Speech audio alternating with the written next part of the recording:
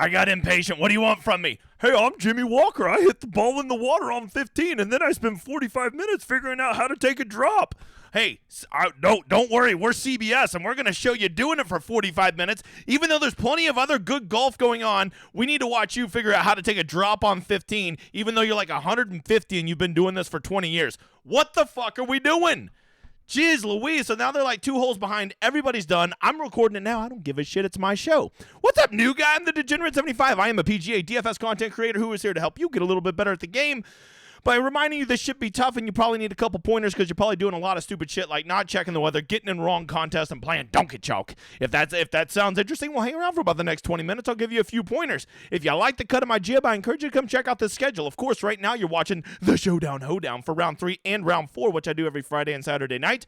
I do the emergency stream every Wednesday night, the final word on everything you need to know for week long, aka kicking the nuts. And of course, I now do my groundbreaking course preview show. And yes, I am doing a course preview show for the Zurich. I don't care if everybody in the industry is taking the week off. The big guy don't give a shit. I go hard in the paint year round.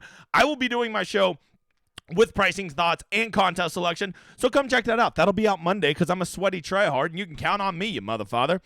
So let's get going. If you see my eyes looking just above the camera, that's because I'm still watching them on 18. I want to see, actually, they're just on 17 because they're so far behind because I'm Jimmy Walker and I take forever to take a drop. Okay, I'm sorry. Like, it's like he's done. He's moonwalking backwards. Why are we wasting our time? This ain't 2016, Jimmy. Your ass ain't competing anymore, okay? I know you found a shamrock shoved up your ass for 2 days, but it's over, brother. Spare me having to watch you search for a drop for 10 minutes. Okay, I'm done tilting. If you're here for some good round 4 plays for DraftKings, or if you want to know a little bit about who I like for some pick'ems tomorrow on Underdog, I encourage you to wait around till the end because that is when I will be discussing it. And also, don't forget Underdog. If you enjoyed that best ball, they just put up another best ball for the last 3 majors. Yes, I have 46 of mine already advancing, but I'm still going to get in this one too because people are stupid and they'll literally go draft guys that aren't even playing in the stupid tournaments. So I encourage you to check this out. If you do, use my promo code Degenerate75 and they'll give you a match bonus, all right? Let's see, over here on the cut sweats, if you don't know about cut sweats, another code, Degenerate75, all caps, half off your first month, right? You can see you go to my contest over here, and like heading into today, I had some real win equity. I had like 12% win equity across a couple different lineups, right? And today was actually a really good day. Like my 4 most important guys today, like really did well. Let's see, round score like Fitz, Cantlay, Spieth, Davis, all kind of went ham today. And those are some guys that are in my best 6 of 6s. So them doing well really, pump some life. And I think I got some real sweats tomorrow for week long, which is like, what the fuck is that? Like, I thought I only went at Showdown. What's going on? So I'll definitely be using that as my strategy to guide some of my picks for Showdown tomorrow. It's called hedge equity, where I already know who I need to do well for my week long. So let's go bet against them and play all the donkey dicks I want to fuck off like Matt Kuchar for Showdown, right? That's something you can do. If you think this is cool and you want to know about your win equity and your lineups, if you have a real sweat, well, Nelson will update this evening right after this round ends, and this will have all new updates, and hopefully all my win equity will be like 20%. I think I'm winning at least 1 GPP, and I think I'm live and maybe a Fantasy Golf World Championship. I don't know. I got some good 6 of 6s. If the Hobbit could make a 4-foot putt, we'd be in business. But it's hard for him to see that far because he's not that high off of the earth. Okay, so it's hard to get the read. All right. Moving on. Let's start with talking about how the course played today. Weirdly enough, the course, if you go look at this, is why you got to be a little bit smarter than just simply looking at average course. If you look at average, you say, afternoon guys did so much better than the morning guys. I thought that was the weather edge. Okay, well, you don't understand it, okay? First of all, the guys in the morning, I told you, would have the best scoring conditions. That doesn't mean they're going to score the best. All you simply got to do is go look at who had the best rounds today, right? 1, 2, 3, 4, 5, 6, 7, 8, 9, 10 of the top, 13 all went off in the morning, okay? Yes, there were some true assholes that went off in the morning and didn't do anything. That was the balance you had to strike, right? Do I want a guy that's going to be out in the better scoring conditions who's not playing as well? And if you played somebody like who were some of the guys that fucked off today? If you went and played somebody like Justin Lauer, who I did play, the answer was no. You don't want to play that guy. It didn't matter what conditions he's in. He's just going to Justin suck, okay?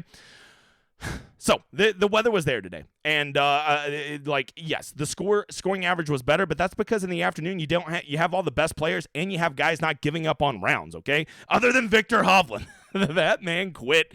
He quit real hard. I mean, real hard. So there is something to glean from that, and I think we need to use that, because if you didn't see the big news, PGA has already put out that they are going off in threes tomorrow off 1 and 10, which really sucks, because I love when they go off all day on a Sunday. First of all, it's just fun to watch all fucking day. Second of all, it really offers a unique strategy, because you could go play at Viktor Hovland, legit 1% ownership tomorrow. He was going to be out in soft morning conditions with no wind and could go boat race this course, but we don't have that option. Now they're putting him off in threes off 1 and 10, and everybody will be out there within a 2-hour window. Oh, wait, I'm full of shit. They're going off threes on number 1, so there is one. What the fuck? Somebody lied to me. I'm glad I read and don't just take people's word on it. So everything I just said, tell me to shut the fuck up. Okay, so they're going off in threes off of number 1. I was looking at the thunderstorms. I was like, I don't see any storms. So instead of going off in 2s, they're going off in 3s. They're not going off 1 and 10. They're only going off 1. So back to my Viktor Hovland strategy we'll go. All right, so if you go look at the weather tomorrow, it does appear a lot like today. It is going to be nice. They're going to get some rain. It would appear early in the morning. So the course is going to be super soft in the morning, and the winds don't seem to really pick up until around noon to 1. But more than anything, it's just those breezes, those afternoon breezes with a baked out course, which really seem to get some guys in trouble. Once again, can guys in the afternoon score tomorrow? Yes, they are going to roast this course tomorrow, just like they did today. They're going to get after it, right? But I think that you're going to want to play some punts, okay? I would encourage you to have at least one guy in every single one of your lineups that goes off in the first 5 or 6 groups, simply just because one of those guys is going to go off and break the slate, just like slapdick Keegan Bradley did today, right? I played Keegan Bradley because I was like, Keegan Bradley, one of these guys is going to go off. I just so happened to pick the one that did. It was Keegan Bradley, right? And that's going to happen again tomorrow, and you don't want to start your round 4. You don't want your lineup to be dead before a single one of your guys is even teed off. So am I telling you to go play 3 guys that go off early, 4 guys that go off early? No. But I think you want to have at least 1, maybe even 2 guys that go off early in there, because there's going to be some guys running wild in the morning, shooting at every fucking pin and playing a whole lot of I don't give a shit. Okay? Especially the big names, right? Good conditions, lower winds, not giving a shit. We call that the holy trinity of round 4 PGA DFS scoring, okay? So the last groups, they said, will go off about 1, so they'll be out there till about 6, and, the course is going to be nice and warm tomorrow. It's going to be warmer tomorrow than it's going to be, so I would guess that the course does start to dry out a little bit by the afternoon. You do see we're going to have some 17-mile-an-hour gusts for a lot of that, so it's not going to be completely hard, but it's also not going to be everybody shooting a 6 under. But I will tell you, when we looked at this leaderboard, I totally forgot to talk about this. Look how bunched up these motherfathers are. If you think your 6 of 6s are dead at week long, you might be surprised, because there'd literally be a time my guy would get a bogey and my lineups would drop a ton. And you'd be like, why did one bogey hurt me so much? It's simple. It's because it's not that you're losing the 0.5 for a bogey in your week long. It's because Jordan Spieth just went from T3 to like T9, right? And so you just lost all those position points. You literally just dropped 12 points in position points from being T3 and getting those third place points to being T9.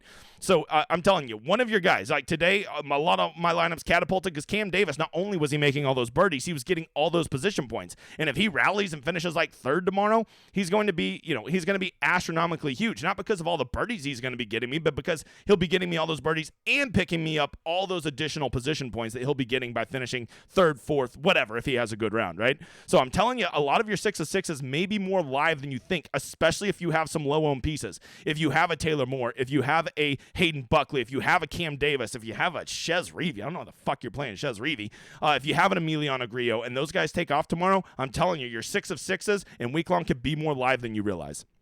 All right, let's talk about contest selection, or should I say lack thereof. Thanks, DraftKings, you know what? If I were a sailboat, all you would be is a day just killing my wind all the time. Just taking the wind straight up out my sails. They clearly don't like the cut of my jib. Yeah, that's a sailing reference. All right, the big $25, just probably tell them. It's just as bad as it can be.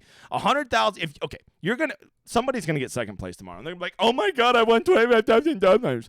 And they're not even going to realize how bad they fucked themselves. It's almost like a loss. You're going to be 0.2 points behind the guy who wins, and you're going to have a $75 free fall because of that. That is just poor contest selection. And and a lot of you are saying, yeah, but I'd still be pumped for $25,000. Well, don't worry, you won't be that fucking guy. You'll be the guy that's losing everything because you're in a lotto contest. No chance I'm playing this. Yes, I'll play it with my contest winners because that's what we do. It's fun to chase it, but to practically try to sustain your money by playing in lottos like this, you don't need to do it. Here's the rule I'll always make you. You put 150 lineups in it, I'll shut up. You come up with $3,750 to put into this, I'll never say another word to you. You do it, you have my blessing. But if you're not one of those guys, just know you're lighting your money on fire. The big 555, it's 25% to first. I like it so much more when it's 20. At least they bumped the $100 and $200 single entry up to 40,000, which I appreciate. That makes those a lot more appetizing. But then the big $5, which is usually, a much more balanced structure, they screw it up too. 25% to first. And then look, second place is only 30% of first. Get the fuck out of here. That's so bad. 10th place, 167th of first. That's just terrible, man. Like, this is a contest I like to play in. I love the $5, but like, this is bad. This is bad. The $44, I love the club twirl. Had a good lineup in it today. That my baby, the 18 max $10 is always good, because they know not to mess with me. I'm kidding. They screw it up too. And then for all of you that are playing on a budget, man, check out the $5 single entry, the $12 single entry, the $33 single entry, and don't get carried away with these satellites. These satellites will blow your money. The only time I encourage you to play satellites is if you see an overlay, okay? So, do the contest suck tomorrow? Yes. What am I going to do? How am I going to get around that? Well, first of all, I'm only going to play in contest I want. I'm going to play in the $100 single entry, $200 single entry, and I'm going to just play, of course, the 18 max $10, the $44 club twirl, and I'm only going to play in contests that have good payout structure. I'm not going to give a vote to DraftKings to participate in their shitty contest, okay? And if that means I make less lineups, well, then so fucking be it, okay? Because I'd rather do that than playing a lotto and just take a swift kick in the nuts, all right? That's my opinion. You do what you want with your money, but please don't be one of those people, I always lose the showdown. Well, that's because you're playing the lotto, you donkey dick. And right there, you're already 99% to lose every time you do it, okay? Hey, you want to know something? You should come check out my website, dgen75.com. It's got to be I don't know if there's any way to measure this, but it's certainly the fastest growing community in PGA DFS, doing things a little bit different. Not a single fucking pick over there, but we are a great community. We do learn how to play the game. We have lots of winners. And, of course, I have the best tool in all of PGA DFS called the Rosetta Stone. This is the one for round 3 at the Masters last week. As you can see, we have all these key metrics that will help you make the best showdown player pool that you can. Because if you're not looking at the right numbers, you don't know how to use those numbers and make good decisions, well, then none of it matters, right? And so I put it all here for you to reference and be able to make quality player pools in less than an hour and get all your lineups uploaded right here, the Rosetta Stone. Come check it out. You won't regret it. And of course, don't forget, you'll never see an ad on these videos. It's just me and the editor. We're just a couple independent fucks, and we need your help, and we're almost at 3,000 subscribers. Like, subscribe, and tell a friend, because YouTube ain't going to share. That really helps us out more than you know. I appreciate all of you. Videos have been blowing up, and because of that, that is why I'm doing the Zurch. You keep being tryhards for me, I'll keep being a tryhard for you. Deal.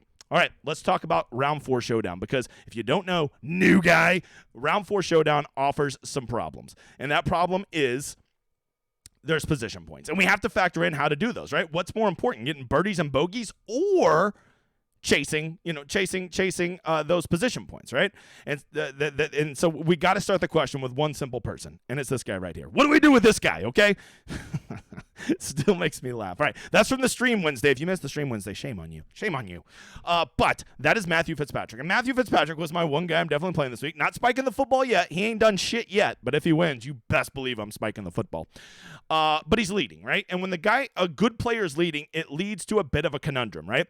Do I want to play him and go get those points that he offers, right? Because if he wins this tournament tomorrow, whatever points he gets in his round for his birdies, his eagles, whatever he gets, he's going to get that plus 13 points for winning. Looked like Scotty just about dunked it on 18. Oh, wait, maybe that was Jimmy Walker. Okay, so that is the question. What do we do with these leaders? And this is something I want to offer you that we rarely ever see. Look at this leaderboard up here. Yes, you have Fitz, who appears as though he is going to finish the round clear of everybody, right? He is in the house at minus 14. It doesn't look like Scotty or Walker. Even if he would have dunked that, we're going to catch him. So here's what I want to point out. Look how many players are within 4 shots of the lead. That's incredible. 15 guys are within 4 strokes of the lead. And we have seen this course can be got. I think that somebody has a -7, -8 in tomorrow and can go track down Fitzpatrick, right? And then on top of that, look how many elite players we have up here. Fitz, Cantlay, Spieth, Scheffler, Fleetwood, Chez Reavie, Xander Schauffele, all the greats, okay?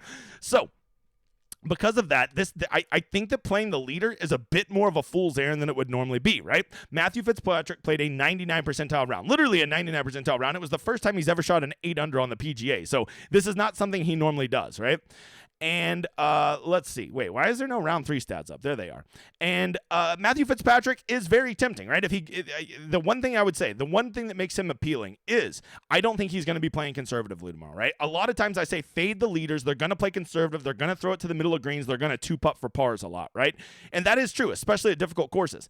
But Matthew Fitzpatrick with a 1-shot lead over Cantlay, a 2-shot lead over Spieth, with Scheffler, Xander, all these guys just lurking, he knows he's going to have to shoot a -4, -5 tomorrow, or these guys will track him down. So I think that there is a unique strategy tomorrow to consider Matthew Fitzpatrick when like for me, I almost never consider the leader, but I do think he will be more aggressive than you normally see leaders. Now, you have to also factor in, can he really back up a 99 percentile round 2 days in a row? That's up to you to answer. For me, Matthew Fitzpatrick is in almost all of my best 6 of 6 week-long lineups, so I'm just going to use hedge equity, right? I'm just going to say I have Matthew Fitzpatrick, I have Xander Schauffele in my best 6 of 6s that could take down some week-long GPPs tomorrow, so I'm just going to fade them, right? And if they go tear it up tomorrow, well, that'll be great for week-long. If they shit the bed, well, then all of a sudden, a lot of my showdown lineups will start to be live, because I got to imagine Xander and Matthew Fitzpatrick. Matthew Fitzpatrick will probably be 35% owned, and I assume Xander will be somewhere in the order of 20 to 25%. So I block out over half the field if both those guys have pretty pedestrian days tomorrow at Showdown, right? That's just how I'm going to do it. Although I will tell you, Xander does seem poised to just boat race tomorrow. Okay, so from there, as always, round 4, you always have to start with this. How many of these guys in the top 10 am I going to play? I will tell you, I've been tracking this now for, 16, 17 weeks, and the number has stayed almost exactly the same. It's still at 2.7. That is how many guys start in the top 10. Now, this week it'll probably be a little bit higher because we have so many good players in the top 10, and we have 15 guys in the top 10 because there's so many guys at T9, right? So I would say you're probably going to want to start your lineup with 2, 3, or maybe 4 guys that are T9 or higher. But then from there, I think you're going to want to be very open to having some low-owned pump pieces to round out that lineup, right? Because you're going to want those guys who are charging. And maybe the key is don't worry about these guys in the top 10, but look at these guys right here in T21 and T16. They are literally just setting 3 strokes back of third place. It's going to be very easy if Sungjae Im goes and has another -5, -6 round tomorrow. Not only will he hit that spike round that will get you tons of points, he'll probably also backdoor you some, 3rd or 4th place position points at Showdown, which is going to make him a nuts play tomorrow, right? So I think that this 16 to 21 range is really interesting. But you got to remember, all these guys right here are going to be the ones going off the latest. They will be out there when the course is the most dry. That doesn't mean they can't shoot good. Look at all the guys who shot well in the afternoon today. So I think you're going to want to be open to playing some of these guys, and I think most people are really going to have their cutoff around Xander, so I encourage you to really look at these guys at T16, T21, T31. I think you're going to be able to get them at discounted ownership, and really, if you look, they're not very far from backdooring a top 5. Like, they are not very far away from that. So that's something to consider. The next thing I go look at is, who are these guys down here? Who are these punts? If you don't know, new guy, if they're going out in 3s, the first group out tomorrow is going to probably be Luke Donald, Justin Lauer, and one of these plus 1 slapdicks, right? So I'm going to be very open to finding some guys down here in this, like in these first 5 groups or so, and I'm going to find a guy or two. Maybe I'll go all the way up to these -3 guys, -4, because these guys right here, they actually have a pretty legit shot at backdooring a top 20 if they have a ceiling type round. And they're going to be out there nice and early, because if they're going off in 3s, it won't be very long before they get to Zach Johnson and Bez and Lucas Hebert, right? So I'm going to be open to looking at these guys, and I'm going to have a rule set for my lineups that every lineup must contain 1 and probably a max of 2 of these guys going out early, because I want one of these punts. I want to find that punt that goes off early. That's how I'm going to build. But what I'm really going to just focus on is finding guys that I think are ball striking, guys that are due for bounce back rounds that are not starting in the top 10, because you're just inherently going to get those guys at an ownership discount for round 4. That's how it works. People love those fake ass position points, and you got to remember, position points are not where you start, they are where you finish. So don't be the dumb shit that says, well, I got to play Spieth, he gets 10 points. No, he doesn't. He gets 10 points if he finishes in whatever, 2nd place or whatever it is, right? The last one is bounce back rounds, right? Like, do you do I really want to chase a Chez Reavie, Keegan Bradley spike round? Do I want to chase a Cam Davis spike round, a Hayden Buckley spike round? Maybe you do. I don't know if I do. But here's what I do want to do. I want to go find the guys who had horrific rounds who are good players, right? Like Victor Hovland. He could never do good tomorrow. I could never play him. He quit today. He's ready to go home. Or he could. I'm just telling you, he'll be less than 3% owned. From there, Justin Thomas was terrible today. He just can't figure it out. There's something wrong with JT. He's broken. He can never do good.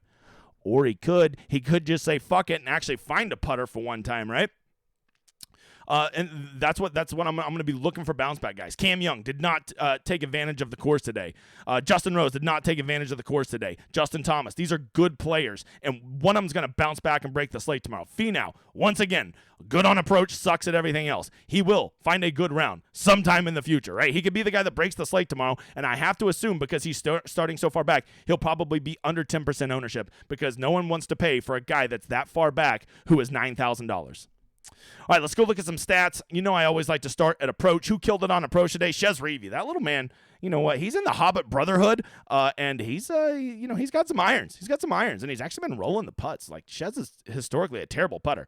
Man, look at my dude Corey Connors. If you're just a ball-striking truther, you got to love to see Corey Connors with his A-plus ball-striking back. Adam Long was doing me so good today. I was like, I'm so smart for playing Adam Long. And then Adam Long said, hey, D-Gen, check out this 18th hole. How about a double bogey to fuck you? Man had a goal. He got it done. Sometimes you just got to tip your cap. I will tell you this. When I see Brennan Todd picking up strokes on approach, that's usually a green light to play him because the dude can roll the rock, and I have to assume he's not going to lose 2.5 off the tee again. Hey, loser Patrick Rogers did me good today. Don't mind him. Look, Justin Rose, as bad as he was today, note that the one thing he was good at was approach. That's worth noting, right?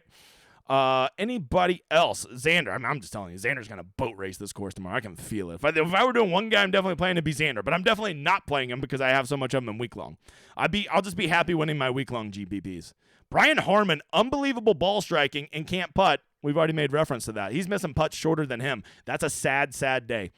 All right. From there, did anybody kill themselves off the tee? Danny Willett. Wow, no one's going to play Danny Willett tomorrow. I mean, not a soul. And if you want a guy that can go out there and just fire at some pins in round 4 and not give a shit, Danny Willett's rich. Why not him? We already referenced Brennan Todd. Let's see. Austin, yeah, I'll pass. Justin Rose, we referenced. Scott Stallings. There you go. There's a guy that is kind of just lingering there in that T31 crowd. Lost a full stroke off the tee today. So he had a good round. Could have had a really good round if he just, wasn't a dickhead off the tee. Anybody else just horrific off the tee but was good elsewhere? Michael Thompson, great beard. Tony Finau. Tony Finau, typically pretty good off the tee, right? Anybody kill themselves around the green that we should look at? James Hahn actually shot an even. Okay, wow, that approach. I cannot play James Hahn when you get an approach like that. Get the fuck out of here. Get out of here. Who else? Oh, Dumpy Bo, bad at short game. Dumpy Bo's usually pretty good at old short game. I might have to give Dumpy Bo the side eye. I'll tell you what, John Rahm, you want another guy that you can get at under 10% that could go boat race tomorrow? I know, there's got to be some Masters hangover, but if you listen to his interview today, he made it sound like he has a lot of energy, right? Which could just be bullshit, golfer talk. I'm totally aware of that. But if he really is going to be energized and he's going to be firing at pins tomorrow, man, you got to love that ball striking. And how often are you ever going to get John Rahm at under 10% when he's T21? Okay, and yes, he will be low owned because people are going to pay up for Scotty, Cantlay, Xander, Spieth, and you can't play those guys and play Rahm. You just can't do it. People want those fake position points. So John Rahm could be quite the sneaky play, okay? From there, do you want to know who I am playing at Pick'em tomorrow and who are 4 really good round 4 players? Well, first, just know that I make all my lineups, all the ones that have been doing so well, all those ones that I have sweating tomorrow, were all made right here using the solver. You see my little projections up here? Yes, I load all my projections for week long, round 1, round 2, round 3, and round 4 showdown in there with my ownership, and you can use my projections to make the best version of your player pool and get unique lineups that would make a lineup that you would never come up with on your own. You can balance your exposure. It's everything you need to make winning lineups. If you want to know how to do it, you simply go use my landing page, which will be in the description. If you don't see that little Showdown Hoedown symbol, you're not going to get my projections, so make sure you use that when you do, okay? Let's talk about 4 guys who are really good at round 4 scoring. Tony Finau, Sam Burns, Sahith Theegala, and old ball striking Corey Connors. Look at that. All right, there you go. That's 4 guys in the top 8 that are all very moderately priced, right? Of course, John Rahm is a good round 4 scorer. He's a good round scorer at every fucking round, okay?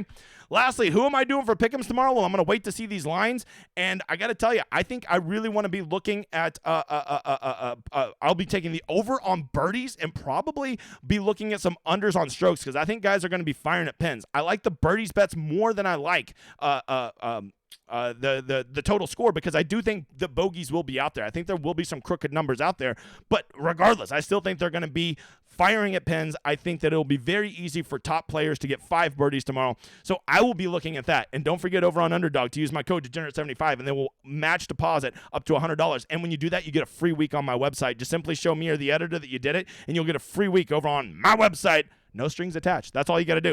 All right, guys, I hope you've enjoyed the show. Don't forget to like and subscribe. Don't forget to check out Cut Sweats. Don't forget to check out Underdog. Share those screenshots with me. I'm never too busy to like respond to you. I'm just a normal dude. You can always reach out to me. I'll get back to you. I appreciate all of your support. I appreciate all of you watching. Hope you enjoy this outro, you motherfather.